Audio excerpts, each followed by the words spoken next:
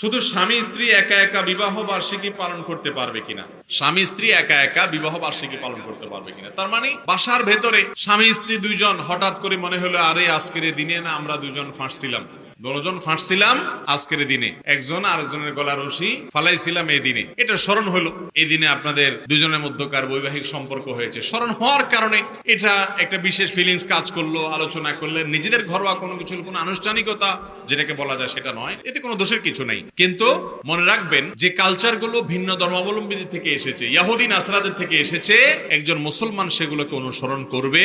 অতএব এটাকে আনুষ্ঠানিকতা দেওয়া, আনুষ্ঠানিকতা রূপ দেওয়া, ঘটা করা, এই কাজ সুন্নাত নয়, বরং এটি মুসলমানদের কোনো কালচার নয়। নবী করিম সাল্লাল্লাহু আলাইহি ওয়াসাল্লাম বলেছেন, লা তাত্তাবিউন্না সুনানা মান কানা ক্বাবলাকুম, তোমাদের পূর্বে যারা চলে গেছে একটা সময় আসবে তোমরা তাদের অনুসরণ করবে, তারা যা করবে তোমরা তাও করবে। বলা হলো ইয়া রাসূলুল্লাহ কাদের কথা আপনি বলছেন? ইহুদিদের কথা, নাসারাদের কথা? নবী সাল্লাল্লাহু আলাইহি ওয়াসাল্লাম বলছেন তাদের ছাড়া আর কার কথা বলবো? ইহুদিদের কথাই বলা হয়েছে। এইজন্য ভাইরা আমার, এই বিবাহ বার্ষিকী বা এই জাতীয় যত আনুষ্ঠানিকতা আছে এগুলা বিজাতীয়দের অন্ধ অনুকরণ থেকে হয়। আল্লাহ তাআলা আমাদেরকে যে কালচার দিয়েছেন সেটি আমাদের জন্য যথেষ্ট ইনশাআল্লাহ।